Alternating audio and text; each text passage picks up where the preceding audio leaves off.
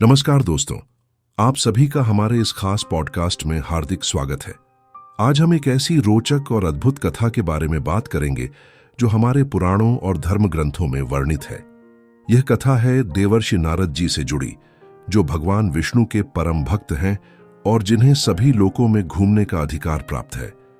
लेकिन क्या आप जानते हैं कि एक समय ऐसा भी आया जब नारद जी ने परिवार और सांसारिक जीवन का अनुभव किया और उन्हें एक गहरी सीख मिली।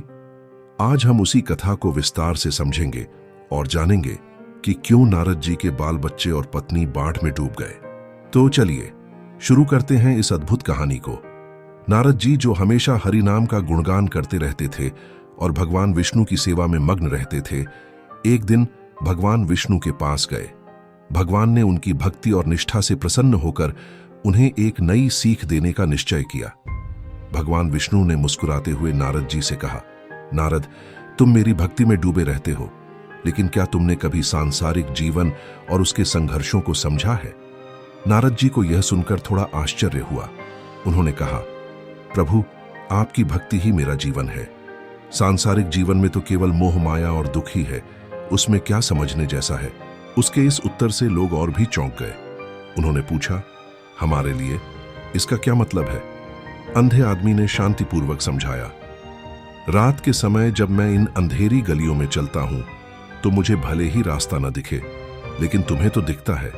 अगर मेरे पास यह जलती हुई लालटेन नहीं होगी तो कोई मुझसे टकरा सकता है। इस लालटेन की रोशनी तुम्हें यह दिखाने के लिए है कि मैं यहां हूं, ताकि तुम सतर्क रहो और मुझसे टकराने से बच सको। लोग उसकी बात सुनकर बहुत प्रभावित हुए। उन्होंने उसकी समझदारी और दूसरों के प्रति उसकी संवेदनशीलता की सराहना की। समय बीतता गया। नारद जी अब अपने परिवार के लिए कड़ी मेहनत करते, उनके सुख दुख में सहभागी बनते और संसार के हर छोटे बड़े संघर्ष को महसूस करते। वह अपने बच्चों की हंसी और पत्नी के साथ बिताए पलों में इतना रम गए कि उन्हें भगवान की भक्ति और उनकी सेवा का स्मरण ही नहीं रहा। यह वही नारद थे जो हर समय हरि नाम जपते थे, लेकिन अब वह पूरी तरह संसार में खो गए थे। एक दिन अचानक से उस गांव में बाढ़ आ गई।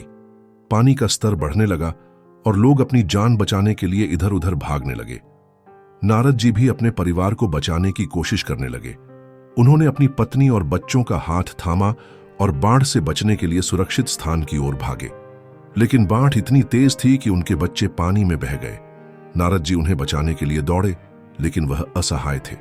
फिर उनकी पत्नी भी पानी के तेज बहाव में बह गई। नारद जी चीखते चिल्लाते रह गए, लेकिन वह कुछ नहीं कर सके। अचानक से नारद जी ने खुद को फिर से भगवान विष्णु के पास पाया। वह रोते हुए भगवान से बोले, प्रभु, यह क्या हुआ? आपने मेरे परिवार को क्यों छीन लिया? भगवान विष्णु मुस्कुराए और बोले, नारद, यह सब मेरी लीला थी। मैंने तुम्हें यह अनुभव इसलिए कराया ताकि तुम समझ सको कि संसारिक मोह माया कितनी क्षणभंगुर है। तुम जो अपने परिवार और सांसारिक जीवन में खो गए थे, वह सब एक भ्रम था। तुमने मेरे स्मरण को छोड़ दिया और संसार में लिप्त हो गए।